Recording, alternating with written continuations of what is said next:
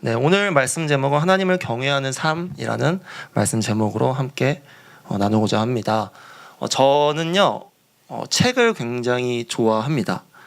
안 좋아하게 생겼는데 제가 책을 굉장히 좋아해요. 그래서 매년 초마다 책을 읽습니다. 네, 대표적으로 뭐 신앙서적도 읽겠고 또 뭐 신학서적도 읽지만 저는 교양서적도 나름 읽으려고 노력을 해요. 네, 연초마다 제가 습관적으로 읽는 책이 딱 한 권 있습니다. 여러분들도 아마 그 교보문고나 가시면 볼 텐데 그게 뭐냐면 트렌드 코리아라는 책입니다. 2017년 그리고 2018년 그리고 계속 2019년 매년 초마다 나오는 책입니다. 그 책의 내용은요 간단해요. 어떤 거냐?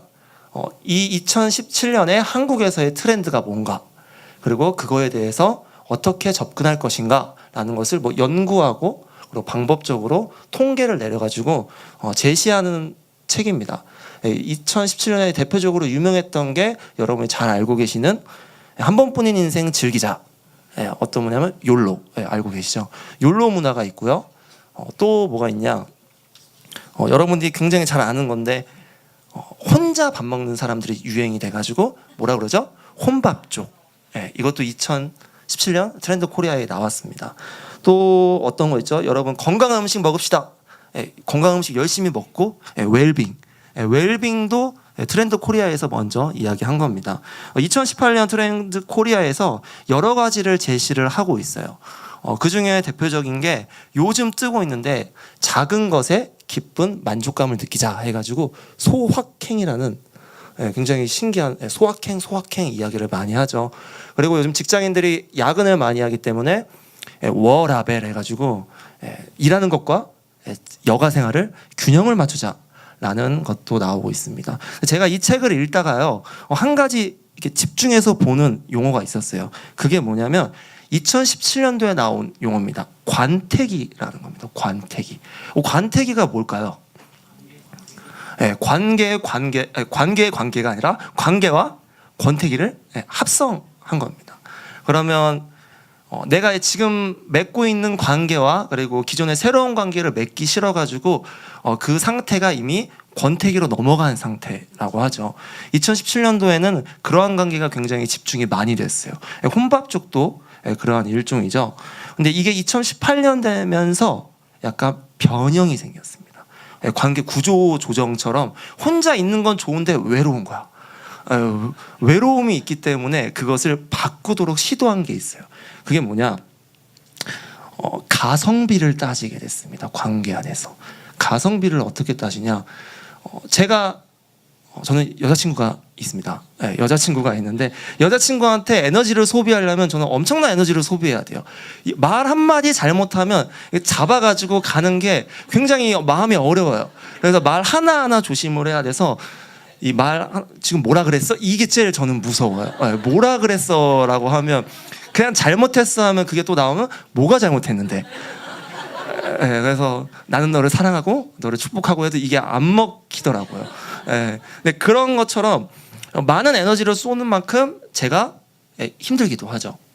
근데 이런 것들을 사람들이 하기 싫어가지고 요즘 생기는 게 뭐냐? 그냥 에너지 조금 쓰고 그냥 만족감 얻자라는 거죠. 사람들하고 관계를 맺기 시작하지 않게 됐어요. 결혼을 하면 여러분들 내가 그 하나님 앞에서 주시는 그 만족감과 그 기쁨의 연합됨을 누리려고 하지 않고 요즘 비혼주의자로 그냥 짧지만 그냥 만족감 얻는 그 상태로 지금 계속 변하고 있어요. 그래서 나온 게 티슈 인맥입니다. 티슈 인맥. 그냥 한번 내가 필요한 데서 한번 모임을 잡아가지고 여기서 모임했습니다. 좋았습니다. 그리고 파하는 거죠. 그래서 티슈 인맥은 한번 뺐다 쓰는 인맥으로 지금 변하고 있어요. 대표적인 그 효과를 누리는 게 SNS죠. 핸드폰으로 열심히 하는데 저도 SNS에서 그 관계를 좀 변형해가지고 짧지만 이렇게 관계를 맺는 게 있는데 제가 SNS에서 뚜아뚜지라는 게 있어요. 뚜아뚜지. 뚜아뚜지 아마 아시는 분 있는데 3살짜리 4살짜리 쌍둥이 여자애들이에요. 근데 그 애들이 너무 이뻐요. 약간 라엘이가 이렇게 뛰노는 것처럼 너무 이뻐요. 그래서 그 아이가 뛰노면서 설날에 이런 걸 얘기했습니다. 랜선 삼촌 이모 여러분 새해 복 많이 받으세요 이렇게 얘기했어요. 근데 그 이야기를 듣고 저는 삼촌이 된 거예요. 랜선 삼촌, 인터넷상 삼촌인 거예요. 너무 좋아가지고 너도 많이 받아. 그거 볼까요? 뚜아뚜지가 어머니가 하시는 거죠. 근데 제가 쓰는 거예요.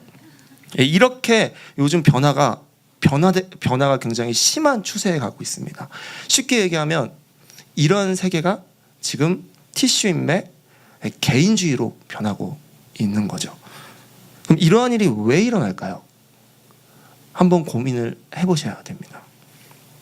이러한 인맥의 중심은요, 생활 중심이 공동체 그리고 가족이라는 개념이 아니라 슬슬 나 자신으로 변하고 있는 이 환경이고 이 한국 사회입니다. 더 이상 관계에 힘을 쓰기가 싫어요. 그래가지고 반려견 그리고 뭐 고양이들을 키우면서 거기서 만족감을 계속 얻고 있는 거죠. 더 심각한 것은요, 이 지금 사회 분위기가 사람들이 불평불만이 없다라는 거예요. 심지어 만족하진 않아요, 이 삶을. 그렇다고 불편하지도 않아요. 그러니까 그냥 있는 흘러가는 대로 그냥 살아가는 거죠. 이런 사회가 지금 일어나고 있습니다. 그럼 이 사회에서 과연 그리스도인은 어떻게 해야 할까요? 이 질문에 대한 해답이 오늘 말씀 제목입니다. 하나님을 경외하는 삶을 사는 거죠. 여러분, 경외라는 게 무엇일까요? 경외라는 정의를 내리면요, 흔히 사람들이 경외를 두려움으로 알고 있어요. 그리고 두려움으로 해석을 하고 성경을 잘못 해석하는 경우가 있습니다. 하나님, 내가 주일 성수를 못했어. 주일 성수 못했으면 하나님이 나한테 벌을 주실 거야 라는 생각. 그리고 뭔가 그 주일 성수 못한 주에 뭐 다쳤어요. 그러면 주일 성수 못해서 그래. 많은 성도님들도 옛날에 그런 얘기 했었죠. 주일 성수 안 지켜서 네가 지금 다치는 거야. 그렇게 가면 하나님이 점점 무서운 존재로 바뀌게 됩니다. 나는 열심히 이 교회에 나와가지고 지켜야지만 내가 안전이 보장되는 거예요. 그런 관계로 지금 이야기하고 있어요. 근데 성경에서 경외라는 것을 굉장히 많이 정의를 내리고 있어요. 대표적인 게 잠언에서 이야기를 많이 하고 있는데 가장 잘 표현한 구절이 있습니다. 그것이 바로 잠언 8장 13절 말씀입니다. 우리 같이 한번 찾아볼까요? 네, 잠언 8장 13절 구약 918페이지입니다.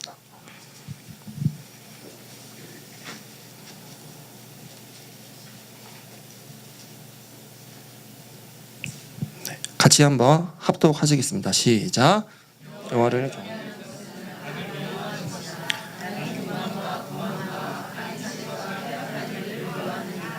네, 여기서 경외를 뭐라고 하죠? 악을 미워하는 것이라고 얘기합니다. 성경에서 경외는 악을 미워하는 거라고 분명하게 이야기를 하고 있어요. 그럼 하나님이 악을 얼마나 미워하실까요? 측량할 수 없어요라는 기본적인 표현이 당연한 거지만 제가 아는 분이 이 하나님의 악을 싫어하는 정도에 대해서 이렇게 얘기했습니다.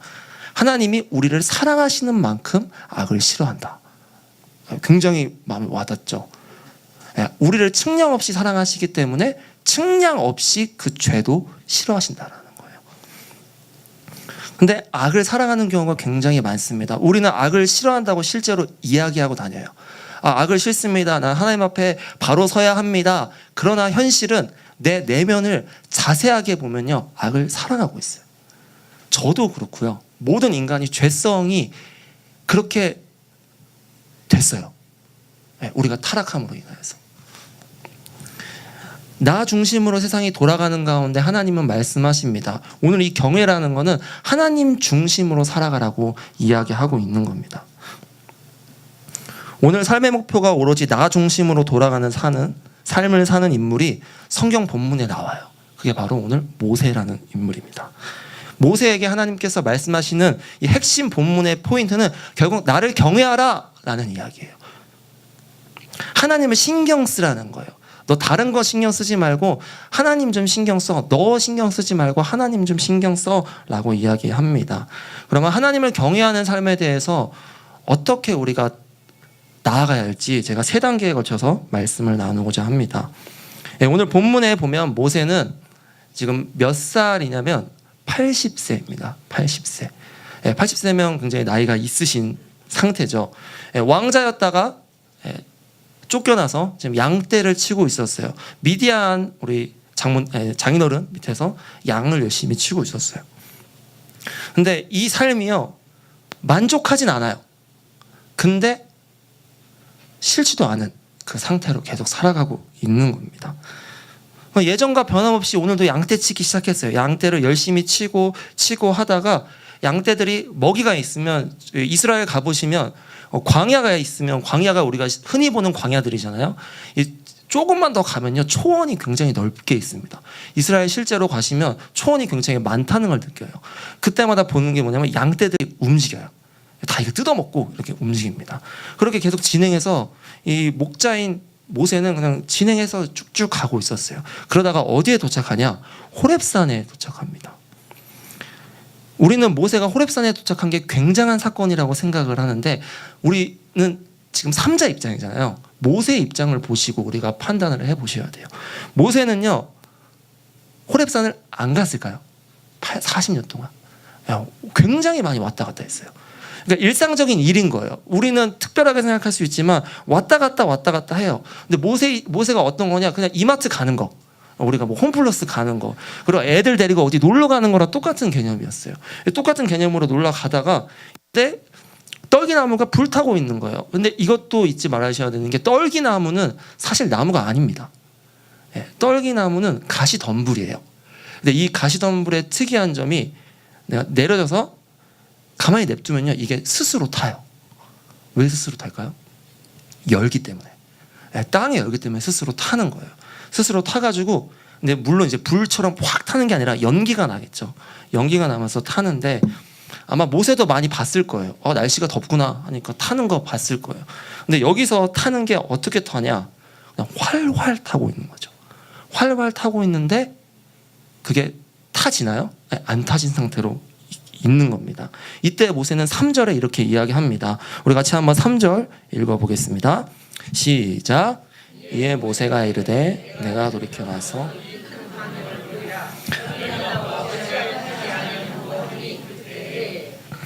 모세가 하나님을 경외하는 첫 번째 단계는요, 돌이키는 겁니다. 돌이키는 거. 모세는 일상생활의 삶을 살고 있었습니다.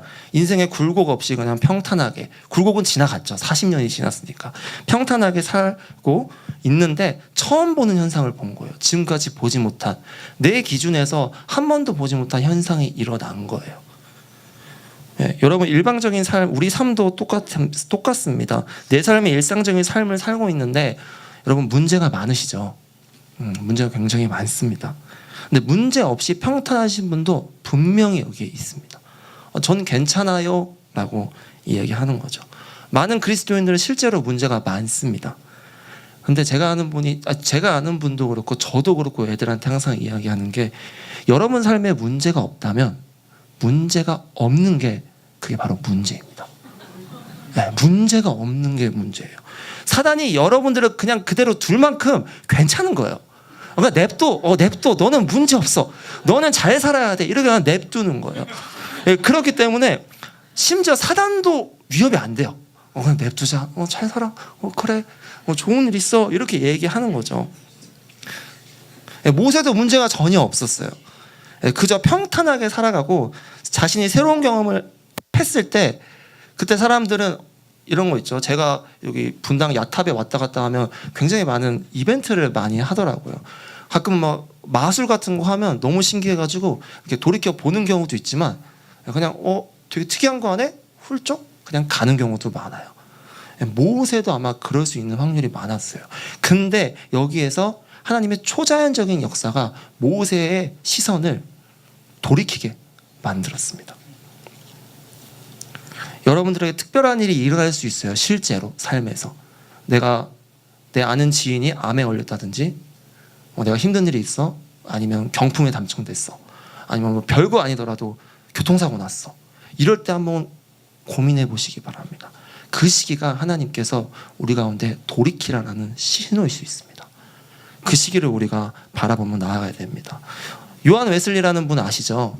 굉장히 유명한 예화가 있습니다. 요한 웨슬리가 이런 행동을 했대요. 감리교 창시자이기 때문에 성공회에서 많은 핍박을 당하고 있었어요. 너무 핍박이 힘들어가지고 집에서 쉬고 있었습니다. 쉬는데 오랜만에 너무 평안한 거야. 오늘 너무 좋네. 하는 그 순간 웨슬리가 갑자기 딱 깨달으면서 무릎을 꿇었어요. 기도하기 시작했습니다. 하나님, 내가 고난이 없군요. 내가 지금 고난 가운데 없다는 것은 내가 하나님 앞에 바로 서 있나요? 하면서 울면서 기도하기 시작했어요. 그 순간 밖에서 웨슬리 기도를 들은 한 사람이 저 웨슬리 죽여버리겠어요. 그래가지고 짱돌을 들어가지고 던졌어요. 맞았을까요? 맞지는 않았어요. 근데 창문을 뚫고 갔죠. 그걸 보고 큰일 날 뻔했어요. 웨슬리 입장에서. 근데 웨슬리가 그때 그렇게 고맙니다. 오 하나님 감사합니다. 내가 제대로 서 있네요. 그 고난을 경험하니까 내가 제대로 서 있습니다 라고 이야기합니다. 네, 우리는 신비한 형상이 많을 겁니다. 여러분 문제 있을 거예요. 그때 하나님이 돌이키라고 합니다. 돌이키는 것의 핵심은요, 우리 성경 용어로 뭐라고 하죠? 회개라고 합니다. 네, 우리가 하나님 앞에 나아가는 거, 문제가 있을 때, 좋은 일이 있을 때 우리가 해야 될 것은 돌이키시는 거, 회개를 하셔야 됩니다. 모세가 돌이킨 후에 그 광경을 보리라 얘기하는데, 여기 원문에 보면요 그냥 보리라인데 성경에서 저거는 must예요. 내가 꼭 가서 보고야 말겠어 라는 이야기를 하고 있는 거예요. 내가 저것을 볼 거야 라고 이야기하는 겁니다. 우리가 하나님 앞에 회개하면요, 우리가 하나님 앞에 갈망함이 생깁니다. 회개하는 순간 내가 하나님을 보고야 말겠어, 하나님을 갈망하고야 말겠어 라고 우리의 마음이 강해져요. 그러나 우리가 돌이키지 아니하면 그냥 그러려니 하고 넘어가는 경우가 많다는 겁니다. 그래서 우리의 큰 핵심은 계속적으로 회개해야 됩니다. 계속 회개해야 돼요. 저 회개 많이 합니다. 매일 매순간 회개 많이 합니다. 그러셔도 회개하셔야 돼요. 왜일까요? 지속적으로 죄를 지어서예요. 로마서 14장 23절 한번 함께 봤으면 좋겠습니다. 네, 14장 신약성경 259페이지입니다. 네, 로마서 14장 23절입니다.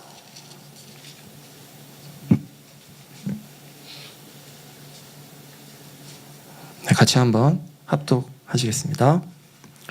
시작.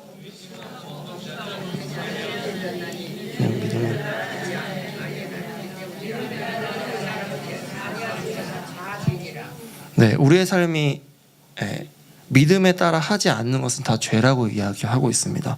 우리의 삶이 믿음 없는 삶으로 가득 찼기 때문에 우리는 늘 하나님한테 돌이키는 연습을 하셔야 됩니다. 모세는 그렇게 했어요. 우리가 하나님을 신경 쓰면서 나아가야 됩니다. 그리고 하나님 앞에 돌이키는 연습을 하셔야 됩니다. 네, 모세가 하나님께 돌이킨 후에 떨기나무를 봤죠. 네, 보고 나서 놀란 그 상황에서 3절 하반절에 이야기합니다. 뭐라고 하죠? 떨기나무가 어찌하여 타지 아니하는고라는 질문을 하고 있어요. 모세가 하나님을 경외하는 두 번째 단계는요, 우리가 질문을 해야 됩니다. 모세는 굉장히 이성적인 사람이에요. 우리 성경 3장, 4장에 보시면요, 하나님이 한 인물하고 그렇게 길게 대화하신 케이스가 성경에 없어요. 굉장히 길게 이야기합니다.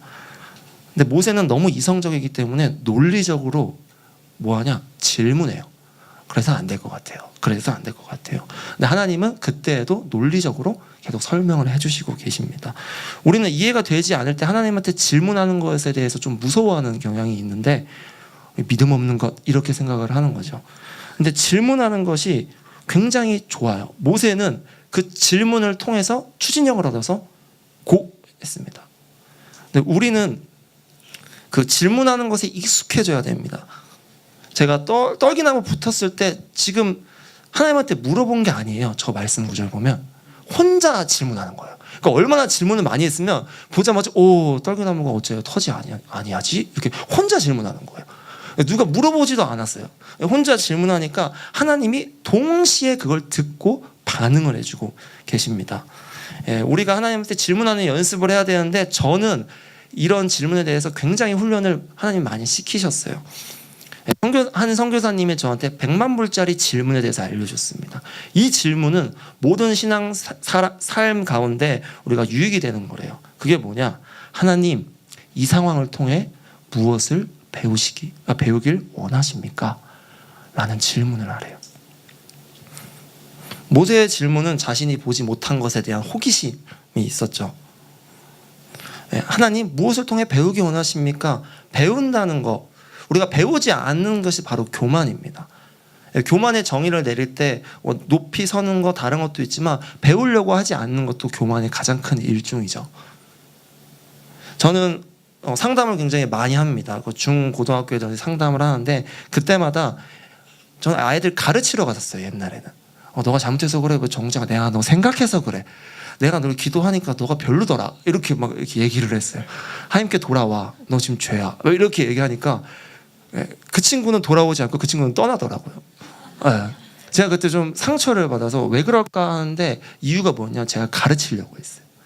제가 기도할 때 이렇게 기도합니다. 중학교 2학년 만날 때도 하나님, 제가 중학교 2학년에 만납니다. 무엇이 배울 게 있겠습니까? 이렇게 기도한 게 아니라 기도할 때 하나님, 오늘도 이 아이를 통해 제가 배우게 해주세요. 기도하면 하나님이 배우게 하십니다. 우리의 기준들로 우리가 배우는 사람, 가르치는 사람을 나누시면 안 됩니다. 우리는 늘 모든 순간에 배워야 됩니다. 저는 스리랑카를 다녀왔습니다. 스리랑카 1년 동안 다녀왔고 KMTS라는 선교사 훈련학교에서 프로그램을 1년 정도 받았어요. 예수전도단 소속인데 1년 동안 훈련을 하는데 굉장히 빡셉니다. 첫 번째, 한국 음식을 못 먹게 해요. 스리랑카는 인도 바로 네팔 위입니다. 우리 네팔 다녀보신데 알겠지만 그 음식 아시죠? 그 음식을 1년 동안 먹어야 돼요. 저는 한국 음식을 안 줘요. 너무 해서 망고 껍질을 이렇게 뜯어가지고요, 그거를 고추장 무침해가지고 그걸 먹었어요. 김치 맛 좀 나라고. 그만큼 굉장히 힘들었습니다. 현지식만 먹어야 되고 돈도 못 쓰게 해요. 현지인하고 동일하게 해야 된다. 그리고 인터넷 안 돼요. 편지 써야 돼요. 편지 쓰면 2달 뒤에 편지가 와요. 제가 하나님의 마음을 받아 편지를 썼어요. 근데 그게 배 타고 가니까 한 달 지나고 한 달 뒤에 오면 이미 다 끝난 상태인 거예요. 그러니까 제가 이게 아무것도 할 수가 없는 거예요. 손으로 먹고, 우리 서남아시 하는 화장실을 어떻게 가죠? 화장지가 없습니다. 화장지 없이 그렇게 살아가요. 그렇게 1년 동안 살아갔어요. 근데 가장 힘들었던 게 뭐였냐면요, 현지인하고 6개월 동안 같이 사는 거였어요. 생활관처럼 생긴 군대 생활관에 들어가가지고 제가 거기서 같이 사는 거예요. 한국인 3명, 11명이 스리랑카 사람. 근데 심지어 2명만 영어 할 줄 알고 다 현지어밖에 못해요. 답답한 거예요. 뭐라고 하는지 하나도 모르겠고, 막 비웃는 것 같고, 기분이 안 좋고. 저는 더 자야 되는데 왜 1시간 일찍 일어나서 이게 먼지를 털고 있어요. 그래서 제가 뭐 하는 거야 얘기하면은 또 뭔 말인지 모르겠고, 그러니까 이게 싸우는 거예요. 그래서 장난기가 굉장히 많습니다. 막 장난치고 하는데 전 잘 참아요. 잘 참는 체질입니다. 근데 제가 한번 터졌던 사건이 있었는데, 제가 화장실에 갔습니다. 화장실에 가가지고 볼일을 보려고 하는데, 여러분 그 인도 사람이 더러운 게 아닙니다. 물이 있어요. 그래서 옆에 수도꼭지를 물을 틀고 나면 거기다 물을 받아서 이거를 이제 엉덩이를 톡톡 치는 거예요. 그러니까 옷을 다 벗고 볼일을 봐야 돼요. 그러니까 늘 그런 삶을 살고 있어요. 그래서 제가 이제 또 주섬주섬 이렇게 하고 있는데, 이렇게 하고 있었어요. 하고 있는데 밖에서 막 현지인 소리 들리는 거야. 따다다 따다다. 그래서 뭔 소리 하나 이렇게 얘기를 해가지고 가만히 있었어요. 가장 한국인이 배운 게 장난이 너무 심하니까 2가지 현지어를 배웠는데, 첫 번째는 뭐 하는 거야? 이거를 목학도 끼겠네 이것만 하는 거예요. 그리고 잘못한 게 있으면 맨날 거짓말하니까 거짓말하지 마 이거 보르케네빠 이것만, 이게 2가지만 알아요. 그러니까 올 때마다 보르케네빠 이렇게 하는데, 이게 이제 하는데 뭔가 불안한 거예요. 그래서 내가 보르케네빠 이렇게 소리를 냈어요. 내가 있다는 걸 표현을 해준 거죠. 표현했으니까 장난 안 치겠지 하는데 막 웃음소리가 깨게 소리 나는 순간 제가 앉아 있는데 갑자기 제 위로 물벼락이 쫙 오는 거예요. 그리고 나가요. 뭔가 열이 이제 터졌어요. 저 자식 이러면서 터졌어요. 나가가지고 딱 봤는데 멀리서 그 친구 이름도 기억나요. 사짓이라는 친구였어요. 저랑 동갑인데 막 이렇게 웃으면서 웃고 있는 거예요. 제가 그때 너무 열받으니까 문법을 쓰지도 않아요. 영어로 해도 딱 한마디예요. You? 이랬어요. You? 이러니까 Yes! Yes! 이러면서 막 이렇게 웃는 거야. 이제 너무 열받은 거예요. 너무 열받아서 저 자식을 이렇게 하다가 그때 제가 이 질문을 했어요. 하나님, 이 상황을 통해 무엇을 배우기 원하십니까? 하고 조용히 갔어요. 조용히 가서 거기 홍차 실론티 밭을 보면서 주님, 이 상황 어떻게 무엇을 배우기 원하십니까? 한데 뒤에 사짓이 살짝 와서 막 웃으면서 주위에 서성거리고 있어요. 이러면서 더 열이 받는 거예요. 아 주님, 내가 무슨 부귀영광을 잊어가지고 여기 와가지고 지금 쟤한테 지금 저 놀림거리 당하고 있을까요? 이러면서 있었어요. 그러다가 하나님한테 물어봤는데 하나님이 답을 해주셨을까요? 답이 없는 거예요. 그냥 딱 한마디, 기다려. 기다려줬어요. 기다리고 나중에 가가지고 이야기할 시간에서, 싸지사 이리 와봐. 너 왜 나 물 뿌렸어? 내가 지금 대변 보고 있는데 아래만 깨끗해졌는데 다 깨끗해졌잖아. 이러면서 제가 이야기를 그렇게 했어요. 내가 마음이 어려웠다라고 하니까 그 친구가 이렇게 얘기를 하는 거예요. 아 정말 미안하다. 미안하다고 하는데 사실 나도 당했어 라고 하는 거예요. 제가 몰랐는데 제 옆에서 이렇게 볼일을 보고 있었던 거예요. 그러니까 이 옆에 보고 있는데 웃음소리가 나서 이 밖에 있는 친구가 그 사짓이라는 친구한테 물을 뿌린 거예요. 그러니까 스리랑카 사람은 그게 재밌으니까 나도 당했어 해가지고 옆에 사람인 줄 알고 저한테 뿌렸던 거예요. 근데 이 스리랑카 사람이 자존심이 셉니다. 자존심이 세가지고 이야기할 때 저한테 미안하다고 말을 못해요. 진짜 실제로 자존심이 세서 그래서 주위에 서성거리였던 거예요.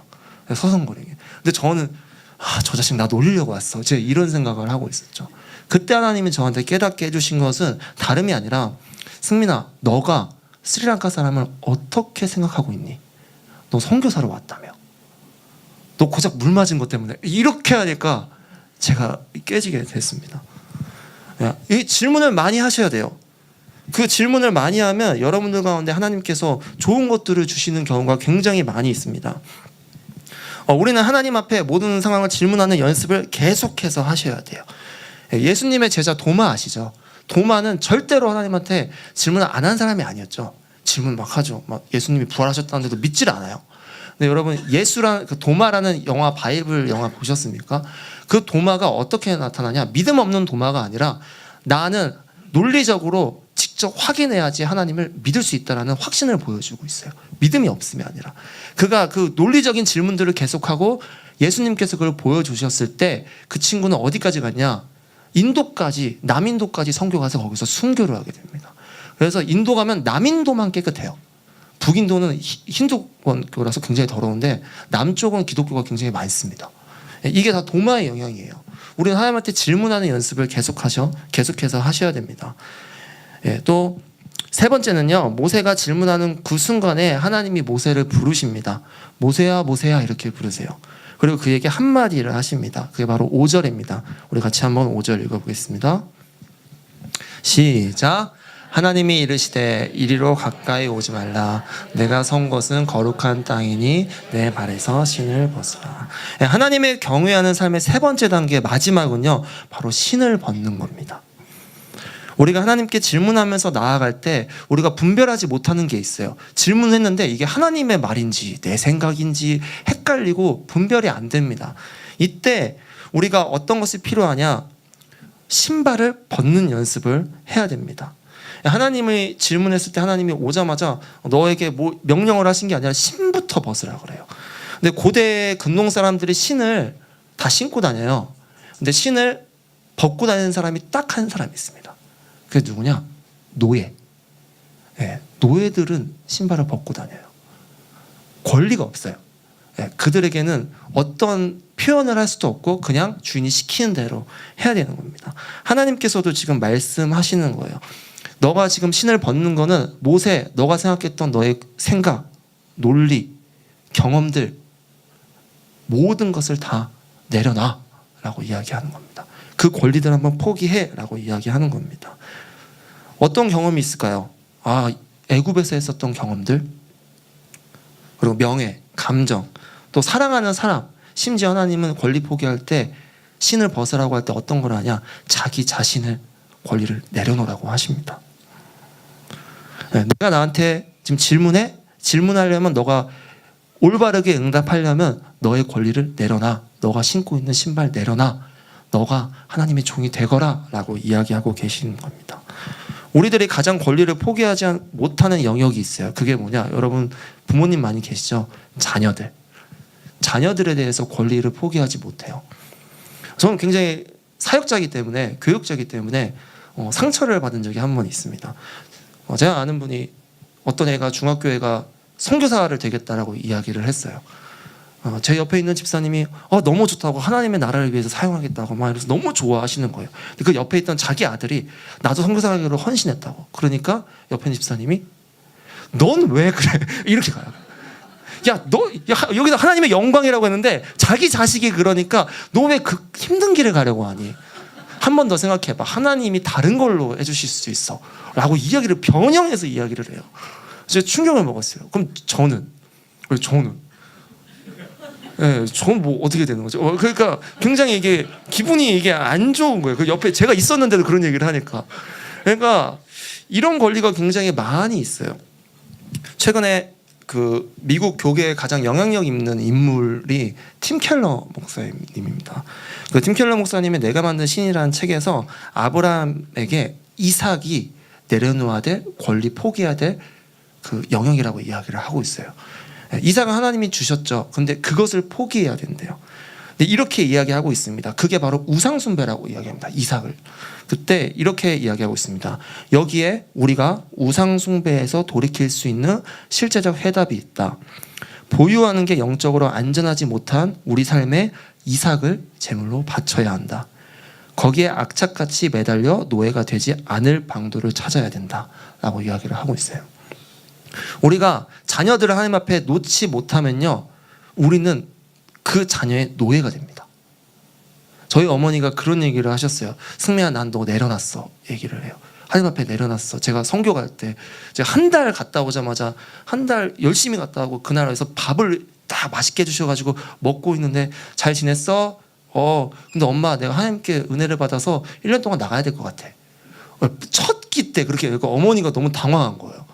근데 어머니 한마디 하셨어요. 하나님 뜻 맞아? 그럼 가. 그래서 1년 동안 가버렸어요. 진짜로 실제로 1년 동안 가버렸어요.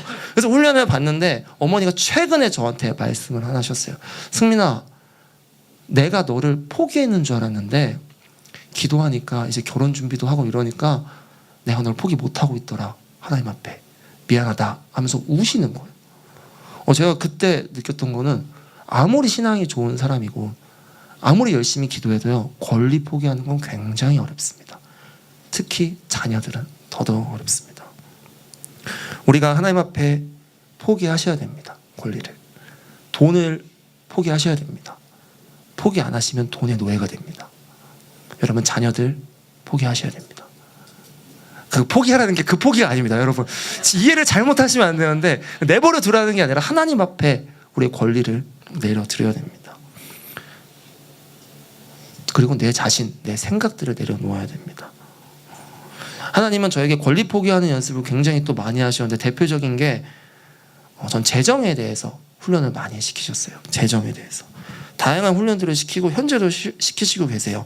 저는 예수전도단에선 어떤 프로그램이 있냐, 청년 시절에 플로잉하는 프로그램이 있어요. 플로잉이라는 게 뭐냐, 내가 가장 귀하게 여기는 가치 있는 것들을 하나님 앞에 권리를 포기하는 거예요. 그게 얼마짜리든지 포기하는 연습을 합니다. 이제 셀 모임에서 리더들끼리 그 훈련을 하기로 했는데, 저도 이제 포기할 거 생각해서 조용히 기도했어요. 하나님, 뭘 포기할까요?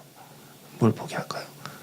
저는 핸드폰까지는 괜찮았어요. 핸드폰 그가 90만 원 이러면서 하나님 앞에 순종하려고 딱 준비했어요. 그래서 하나님, 이거 해지할까요? 이러면서 질문을 계속 하고 있었어요. 그 순간 하나님이 세미하게 들리는 한 단어가 기억났어요. 승민아, 노트북. 그때 제가 띵 해가지고, 하나님, 다시 한번 기도합니다. 하나님, 다시 한번 기도합니다. 하나님께서 원하시는 게 뭐죠? 노트북은 아닐 거예요. 주님, 내가 이거 산지 얼마 안 됐어요. 주님, 이겁니다. 이거예요. 이렇게 다시 한번 기도했어요. 근데 하나님, 노트북 또 말씀하시는 거예요. 그래서 제가 순종을 했을까요? 안 했어요. 네, 순종 안 하고 이제 해지하려고 준비하고 있는데 하나님 마음에서 찔림을 주시는 거예요. 노트북. 갈 때마다 노트북. 그래가지고 제가 울며 겨자 먹기로, 그래 알았어, 노트북 낼게요 해서 내려와가지고 이제 청년들이 이제 앞에서 내놓는 거예요. 제가 먼저 내놨습니다. 노트북을 탁 내놓으니까 사람들이 이제 다 놀라는 거죠. 아니, 뭐 권리 포기하는데 뭐 노트북을 내놔, 이렇게 이해가 안 되는 거예요. 근데 그 순간에 제가 이런 기대가 있었어요. 이 예수 누나에 하면서 어떤 분이 100만 원짜리 기타를 이렇게 내놓은 적이 있어요. 기도하는 가운데 하나님 내놨습니다, 자유합니다 하는데 하나님이 다른 분이 300만 원짜리 기타를 내놓으신 거예요. 그 기타가 자기한테 오고 100만 원짜리는 다른 필요한 사람한테 갔었던 거예요. 그거를 제가 들었어요. 저도 기대했어요. 저도 기도했어요. 하나님, 난 100만 원짜리 냈지만 150, 160 오케이, 괜찮습니다. 이제 기도하고 내심 기도했어요. 하나님 주실 겁니다. 그래서 내놓는데 이제 사람들이 이제 내놓기 시작해요. 아직까지는 기대하는 게 안 나왔어요. 막 이렇게 준비하다가 마지막에 딱 하나 나왔는데 향수 나오더라고요. 향수. 그래서 제가 그거 보고 어떡하지 이러다가 끝나고 나서 이제 플로잉하는 시간을 가졌어요. 근데 마침 저는 그냥 필요 없는 향수를 받았어요. 향수 저 그때 한 번도 안 썼거든요. 그러니까 몇 번 뿌리고 결국은 이렇게 소장하다가 그냥 버렸는데, 진짜 하나님 내 노트북 왜 가져갔어요? 라고 이야기하는 그 순간에 그 당시에 정말로 필요한 사람한테 노트북이 가게 하시더라고요, 하나님이. 저는 그 경험을 했습니다. 그래서 저는 돈 모으는 것도 싫어합니다. 재정을 하나님이 모으면 계속 이렇게 뭘 헌신하래요. 그러니까 제가 모으는 게 굉장히 싫어요. 제가 첫 번째 사역지에 있을 때 열심히 사례비가 얼마 안 받는 가운데서 열심히 모아서 100만 원을 모았습니다. 진짜 많이 모은 거예요. 저 모았는데 갑자기 하나님이 개척 헌금을 하라라는 마음을 주시는 거예요. 전 할 생각이 없었거든요. 근데 알고 보니까 담임 목사님이 개척 헌금을 하시고 저한테 하나님 그대로 오신 거죠. 제가 이러면서 냈어요. 근데 진짜 놀라운 게 제가 내니까 장로님들이 내시고 집사람들이 내셔가지고 교회가 이전했습니다. 네, 실제로. 정말 놀라운 역사였죠. 그리고 작년 우리 중고등부 연합수련회 계속 준비하고 제가 재작년엔 강지성 목사님이 대표였지만 작년에 제가 대표할 때도 돈이 없었어요. 제가 이스라엘 가려고 돈을 열심히 모았는데, 열심히 조교까지 하면서 학교에서 공부 열심히 해서 모았는데 이 수련회 때 돈이 없는 거예요. 제가 100만 원을 일단 선불로 이렇게 냈어요. 언젠가 받겠다. 저는 받아야 되니까. 그래서 받으려고 이제 기도하고 있는데 돈이 이게 남지가 않고 딱 맞는 거예요. 하나님, 끝났다. 나는 이제 이스라엘 못 간다. 어떡하냐라고 하는 순간 하나님 몰라요. 그냥 난 권리 포기했습니다. 돈 하나님 알아서 해주세요 하는 그 순간 제가 아는 집사님, 부장 집사님 그 당시 갑자기 하나님이 100만 원 저한테 헌금하라는 마음 주셨다고 저한테 헌금을 하는 거예요. 제가 받았을까요? 안 받았어요. 처음에 안 받겠습니다. 왜냐면 빚을 내서 저한테 주는 거예요. 제가 어떻게 이걸 받아요? 안 받겠습니다. 안 받겠습니다. 근데 하나님이 하신 거 막으시면 전사님 벌 받으세요. 제가 이렇게 제가 네, 알겠습니다. 이거 지금 받았어요. 이게 그렇게 얘기하는데 어떻게? 제가 그렇게 받고 나서 이스라엘을 갔다 오게 됐어요. 하나님의 은혜로. 저번 달에도 열심히 지금 결혼 준비하려고 몰래 택배 이렇게 했다가 지성 목사님도 뭐라고 했는데 돈이 없으니까 택배를 일을 했어요. 그래서 열심히 해가지고 학교에 갔는데 아는 제자가 지금 등록금을 못 냈대요. 많이 했던 이야기예요. 일상적인 이야기. 그러면 힘내, 기도해줄게 이러고 그냥 넘어갔거든요. 근데 그 순간 하나님이 깊숙하게 네, 했습니다. 그 친구들 줘. 하나님 싫습니다. 제가 이래서 왜 나는 모으면 줘요? 이러면서 제가 이렇게 막 짜증을 냈어요. 막 짜증을 내고 힘들어가지고 막 이러는데 하나님이 너무 강력하게 말하는 거예요. 그래가지고 제 그 택배비 그 4일 동안 7시간 막 열심히 하역한 거 그대로 그 친구한테 갔어요. 그 친구 얼마 전에 연락이 왔습니다. 재정이 다 채워졌다고. 감사하다고. 하나님이 우리 가운데 권리 포기하시는 연습을 많이 시키세요. 저는 재정으로 많이 시키시고요. 그래서 돈을 안 모읍니다. 근데 제가 하나님한테 또 은혜로 구하는 게 있어요. 뭐냐? 전 집이에요. 집. 신혼집. 그래서 집 하나님 몰라요. 알아서 하세요. 배째 이렇게 지금 이러고 하나님한테 이러고 있습니다. 여러분, 하나님 앞에 우리의 권리를 포기하는 연습을 하셔야 됩니다. 우리가 포기하지 않으면 하나님은 절대로 어떤 일을 행하시지 않으세요. 지금 제가 재정만 이야기했지만 여러분, 우리 교회 안에서 가장 많이 공격당하는 게 뭐냐? 우리의 생각이에요. 우리의 생각. 우리가 생각했던 경험들. 교회는 이래야 돼. 또 신앙인이라면 이래야 돼. 그리스도인이라면 이래야 돼라는 우리 기준도 하나님이 깨시는 경우가 많이 있습니다. 그리고 내 스스로 자신을 하나님이 깨트리는 경우가 많아요. 저는 작년에 굉장히 힘들어서 많이 울었던 기억이 있습니다. 하나님이 제 자신의 제 생각마저도 이해하지 못하는 깨트리는 귀한 사건이었는데요.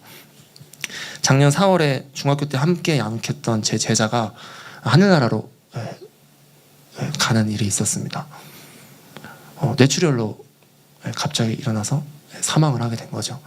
제가 그 친구 장례식장 가서 운구를 들어주고 어머니가 펑펑 우시는 가운데서 제가 굉장히 많이 힘들었던 기억이 있어요. 근데 제가 왜 더 많이 힘들었냐? 제가 그 친구가 뇌출혈로 쓰러졌다는 그 소식을 들었을 때 제가 슬프지가 않았어요. 그때 저의 영적인 상태를 경험하고 하나님 앞에 엎드리기 시작했습니다. 그리고 그 친구의 장례식을 다 치르고, 근데 정말 가슴 아픈 게 대학 준비하다가 죽었어요. 필라테스 하다가 뇌출혈이 와서, 어르신들은 이제 나이가 있으시기 때문에 얼마 좀 이렇게 시간 골든 타임이 있는데 어린아이들은 한 번에 나오면 바로 간다고 하더라고요. 너무 가슴이 아팠어요. 근데 그 일이 있었는데 그래도 교회 다니니까 천국 갔다라는 소망에 제가 이해했어요. 하나님 천국 갔을 거죠. 도대체 이 상황을 통해서 무엇을 가르치기 원하세요? 하나님이 뭐 대답이 없으신 거예요. 그래도 질문했죠. 그래도 하나님 신실하십니다.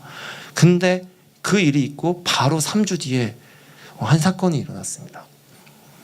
제 아는 친구가 자살을 했어요.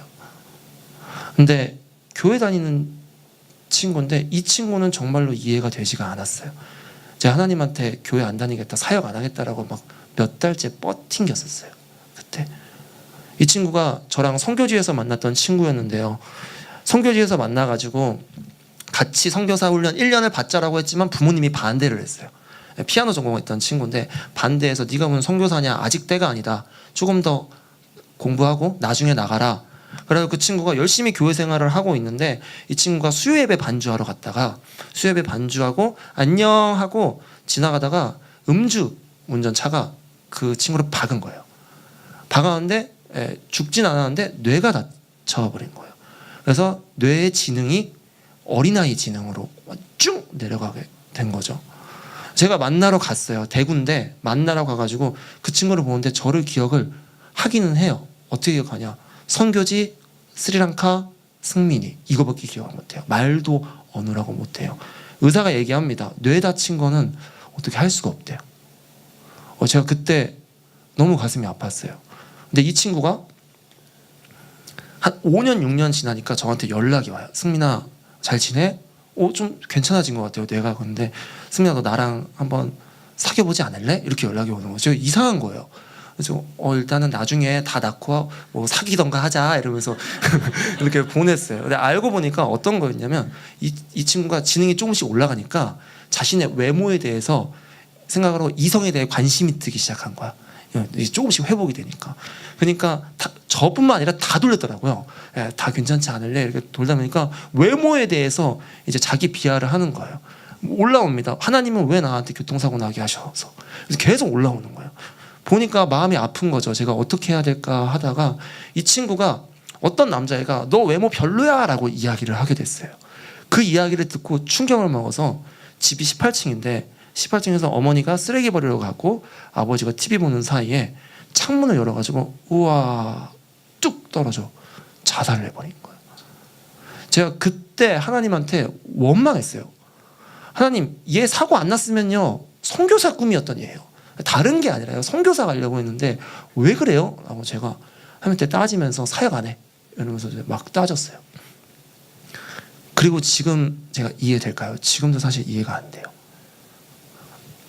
전혀 이해가 안 돼요. 내 생각으로는 하나님이 왜 그러셨는지 전혀 모르겠어요. 근데 그때 하나님이 제 안에 조그맣게 이야기하시는 게 있는데 그게 바로 뭐냐? 승민아 모르겠지? 네. 그럼 배웠네? 이러는 거예요. 뭘 배웠죠? 제가 인간의 생각으로 이해할 수 있는 영역이 한계가 있다는 걸 하나님이 가르쳐 주신 거예요. 지금도 모르겠어요. 왜 그랬는지. 나중에 처음 가서 물어보려고요. 하나님한테 도대체 왜 그러세요? 우리의 생각 기준조차도 하나님이 권리로 깎아내리라고 하십니다. 신을 벗는다는 의미는요. 내 생각, 내 관점, 내 재정, 내 사랑하는 사람을 다 내려놓는 겁니다. 여러분들한테 어떤 권리를 가지고 있는 대상이 있습니까? 자녀입니까? 아니면 교회입니까? 아니면 내 자신입니까? 고민을 해보시기 바랍니다. 하나님께서 말씀하십니다. 너가 갖고 있는 모든 거 돌이켜서 지금 내 앞에 복종해라 라고 말씀하세요. 그게 바로 하나님을 경외하는 마음입니다. 마지막으로 말씀을 마무리하며 진행하고자 합니다. 하나님을 경외하는 삶은 우리가 돌이키고 질문하며 우리가 신발을 벗을 때 이루어집니다. 근데 하나님이 왜 우리한테 권리를 포기하면서까지 나를 경외하라고 말씀하시는 걸까요?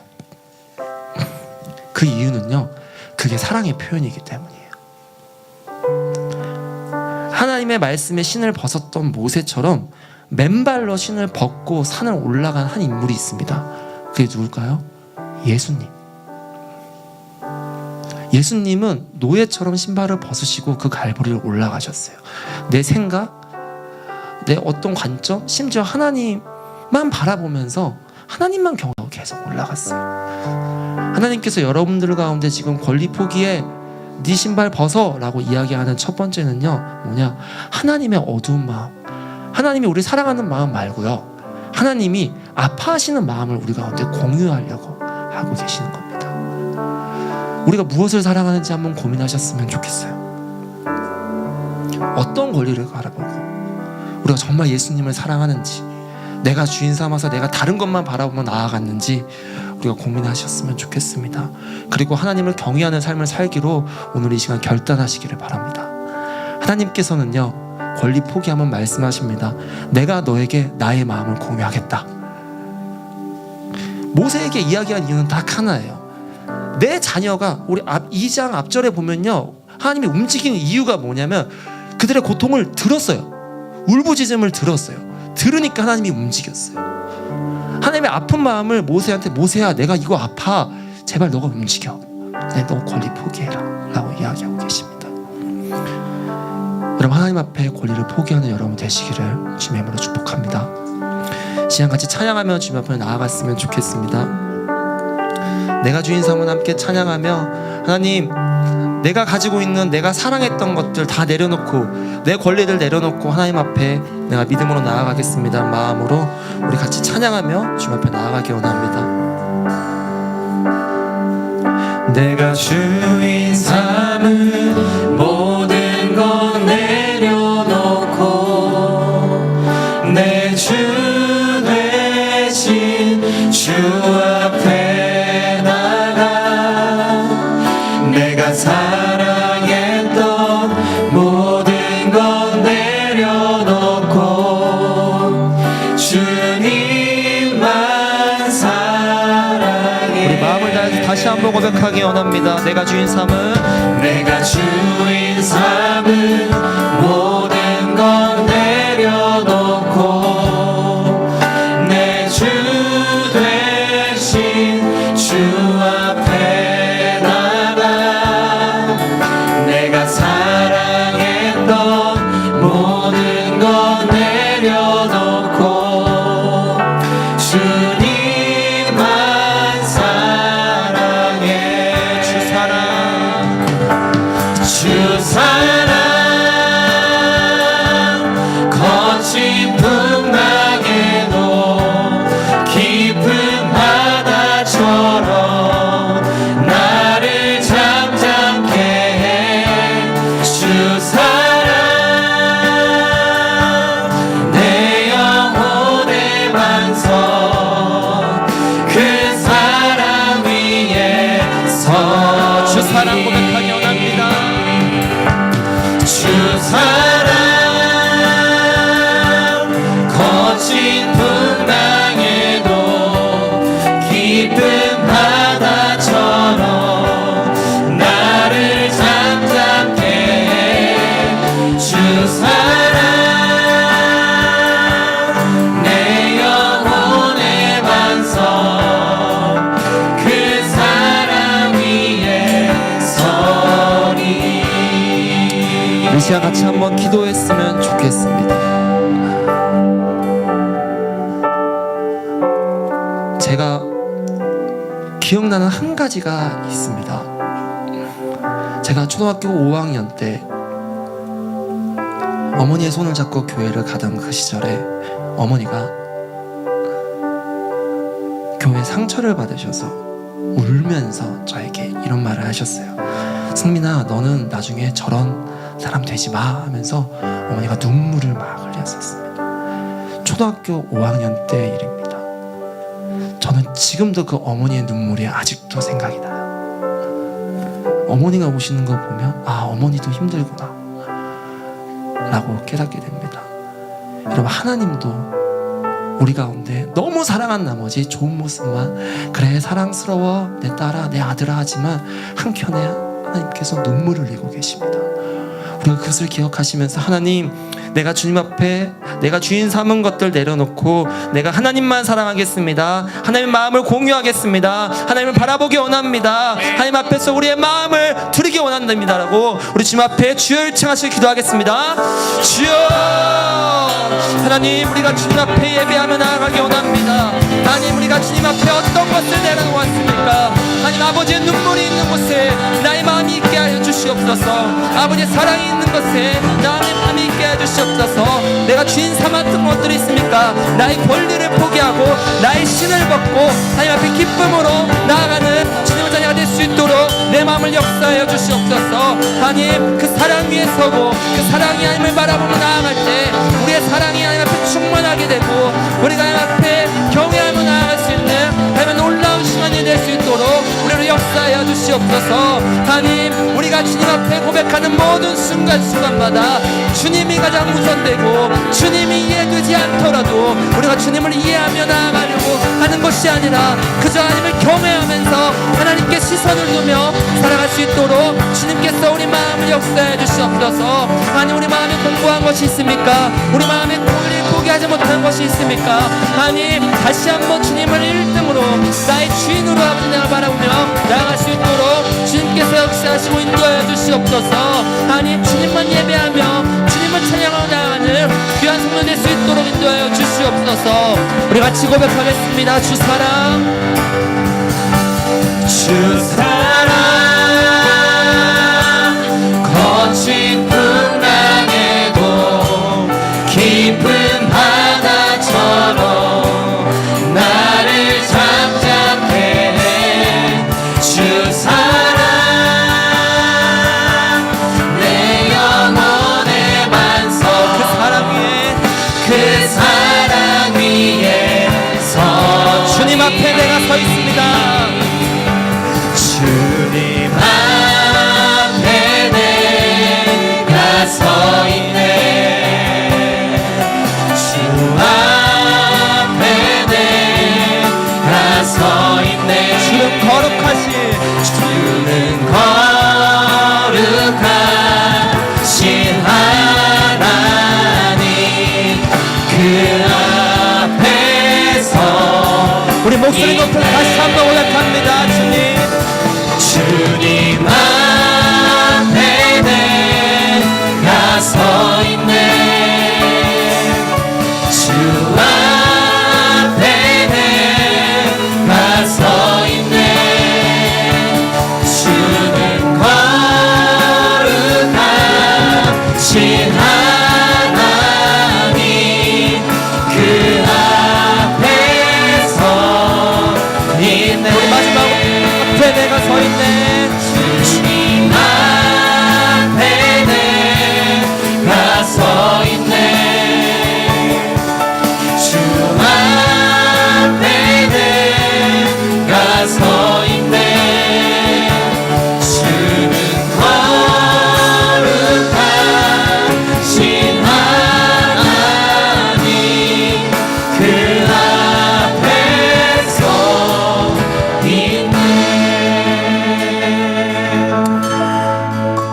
하나님께서 우리 가운데 말씀하십니다. 이리로 가까이 오지 말라. 내가 선 곳은 거룩한 땅이니 내 발에서 신을 벗으라. 사랑하는 하나님, 우리가 회개하며 주 앞에 질문하며 나아갑니다. 하나님, 우리가 권리를 행사하는 경우가 얼마나 많이 있었습니까? 우리 삶 가운데 내가 주인이 돼서, 아니면 내 자녀가 주인이 돼서, 돈이 주인이 돼서, 교회가 주인이 돼서 나아가지 하지 않았습니까? 내가 이 시간 다시 한번 주님 앞에 고백합니다. 하나님, 내가 당신만 바라보며 나아가기 원합니다. 내가 하나님만 경외하며 나아가기 원합니다. 하나님 앞에 거룩한 그 임재 앞에 내가 나아가기 원하오니 주님 나를 불쌍히 여기시고 주의 사랑으로 덮어주시옵소서. 하나님께서는 우리 가운데 늘 변함없이 함께 하십니다. 그 거룩하신 하나님을 찬양합니다. 감사드리며 예수님 이름으로